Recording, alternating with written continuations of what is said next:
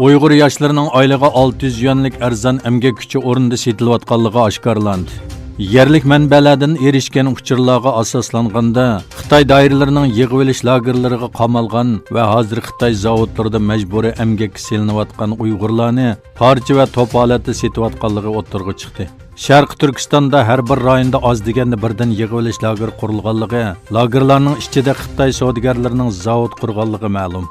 Yangi uchurlarga asoslanganda lagerdagi Uyg'urlar zavodlarning ehtiyojiga asosan oylik maoshi 600-700 yuandan setiladi. Ifodasi yaxshi bo'lganlarning oylik maoshi 3000 yuanga chiqadi.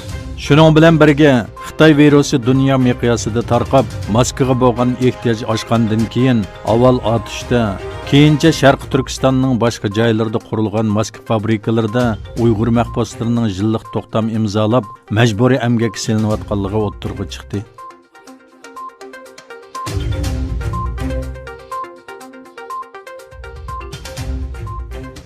Yaponiya muavin bosh ministri va moliya ministri Asu Taro Dünya Səhiyyə Təşkilatının başlığı Tedros Adhanomning istifa berishni talab qilganlarning bag'ansiri kuchayganligini bildirdi.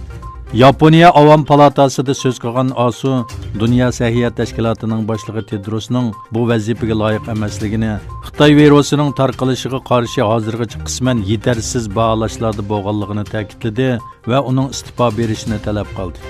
U Chang'a o'rik to'rida qanot yaydirilgan imzo qo'yish faoliyatini tilga oldi. Asu yana mundaq dedi: "Yig'inchoqlab aytganda, bu tashkilot Dünya Səhiyyə Təşkilatimi yoki Xitoy Səhiyyə organimi? Dünya Səhiyyə Təşkilatının Xitoy Səhiyyə Təşkilatı deb atilishi haqidagi ovozlar kuchaymoqda."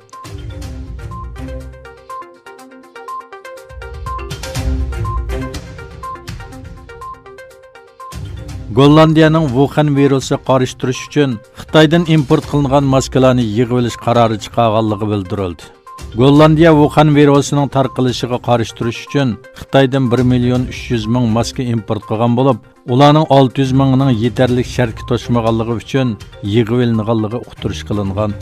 Gollandiya ommaviy axborot organining to'rida e'lon qilingan uqtirishda Səhiyyə va Tantarbiya ministrligining Xitoydan maska import qilishni to'xtatganligi va tarqitilib bo'lgan 600.000 maskani yig'ib olishni qaror qilganligi bildirilgan. Uqtirishda buningdan keyin import qilingan maskalarning qo'shimcha sinovdan o'tkazilganligi ta'kidlangan.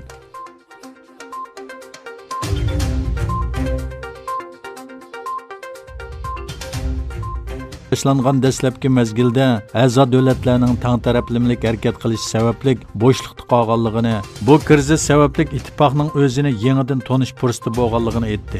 Yevropa Ittifoqi komitetining boshlig'i Len Germaniya xabar agentligining ziyoratini qabul qilganda, Xitoy virus sababli Yevropa Ittifoqi qilingan tanqidlarga javob berib, ittifoq ichida texnik ko'p hamkorlik chaqirg'i qildi. Virus hujumiga qarshi Yevropa Ittifoqi chegaralarining ochiq qolganligi va Yevropa Ittifoqi komitetining krizisga qarshi kurashda yetarli darajada tirishchanlik ko'rsatmaganligi haqidagi tanqidlarni rad qilgan von der Leyen, Yevropa Ittifoqi komitetini zarur materiallarning yetkazilishida chegaradagi qisqanchilikni yo'qotish uchun kuch chiqarganligini aytdi.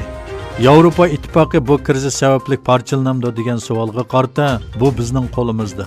Xitoy virusining beshida o'zimizni bo'shliqda his qilgan edik, lekin keyin tezdan ijobiy harakatga o'tdik dedi.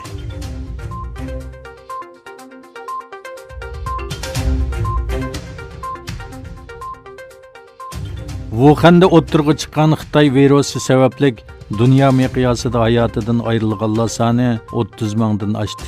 Xitoy virusi haqidagi eng yangi uchurlarni ta'minlab kelayotgan World Odometer to'riga asoslanganda dunyo miqyosida Wuhan virusi bilan o'lganlar soni 30.299 ga, yuqumlanuvchilar soni 650.913 ga yetgan.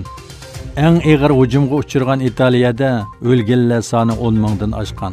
Italiyadan keyin Ispaniyada o'lganlar soni 5.813 ga bo'lgan. Amerika yuqumlanuvchilar soni jihatda birinchi o'rinda turgan bo'lib, yuqumdorlar soni 123.750 ga yetgan. Turkiyada bo'lsa hozirgacha 7.402 kishi yuqumlanib, 108 kishi hayotidan ayrilganligi e'lon qilindi.